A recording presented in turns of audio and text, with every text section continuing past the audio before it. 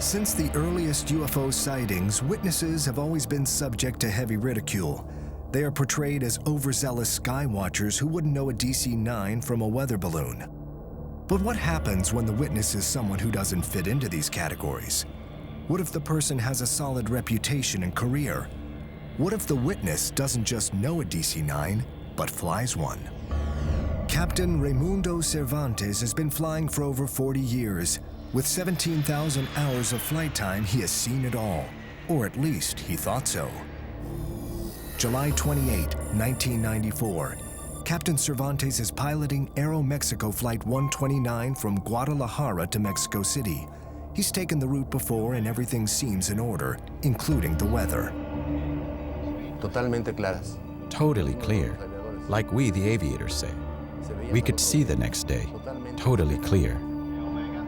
As the flight nears Mexico City International Airport, Cervantes puts the DC-9 on course for landing. 5,000 feet in the air, he receives the all clear from the control tower and prepares to lower the landing gear. I ordered to lower the front wheel. At that moment, we felt an impact on the plane. Very strong. Muy fuerte. The plane is rocked.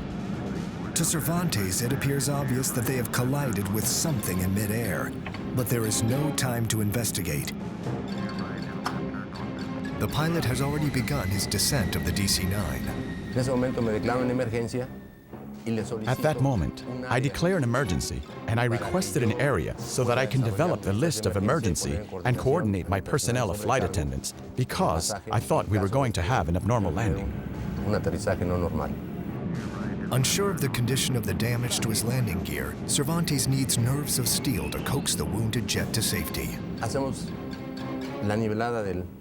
We level the plane. We tried to land softly and steady the front wheel. I was concerned that there was damage. We lower the front wheel, and to our surprise, the plane starts rolling perfectly. Y nuestra sorpresa, empieza a rodar el avión perfectamente bien. Disaster is averted. Captain Cervantes wonders if a helicopter has clipped his DC-9 on approach. But the air tower's radar records discredit that theory. Yet an inspection of the DC-9 reveals damage and creates more questions than answers. There was a flight inspector that searched the plane who detected that one of the hydraulic lines was cut. It was cut like if it was done with a cutter. Something very strange. What caused the landing gear's hydraulic line to be cut? A subsequent investigation will place blame for the incident on worn-out parts, and the airline denies any mid-air collision. But Captain Cervantes stands by his claim that the plane hit something. That isn't the end of the story.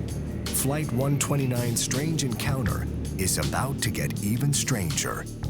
Enrique Colbeck is an air traffic controller who was in the tower that night. Upon learning of Flight 129's incident, he instantly flashes back to a series of phone calls the tower had received earlier that evening. An hour before that flight was initiated in Guadalajara, we received phone calls from different sources. They were communicating to us that an object was flying very close to a building that is almost in the final trajectory to these runways. The sightings place the unidentified flying object right in the landing path of Flight 129. To most, the idea of a plane UFO collision seems unrealistic.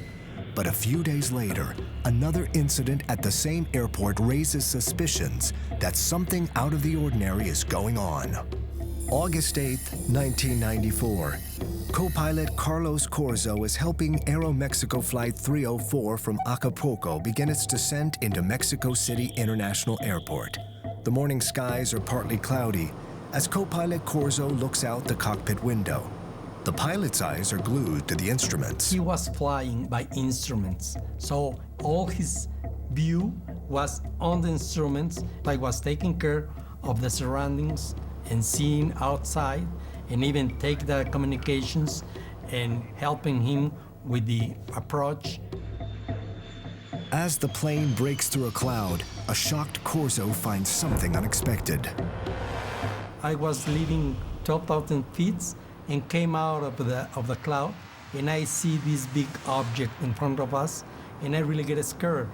I thought we was going to have a collision, and I tell my captain in a surprise expression that, oh my God, we're gonna crash. The mysterious craft streaks by the front of Flight 304, barely missing the plane's nose. It was a huge object, maybe 15 or 20 meters radio, something like platinum or some kind of very neat metal. Corzo quickly regains his composure and helps land the plane without further incident.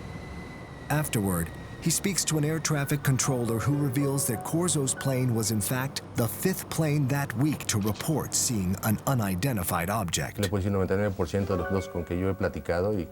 I can tell you about approximately 99% of pilots that I have talked to believe that we are not alone here. And the evidence that we have had confirms it.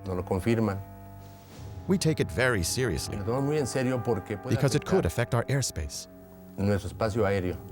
Definitely, there is a potential danger because we do not know what produces the phenomenon and what it is made of and why it is manifested.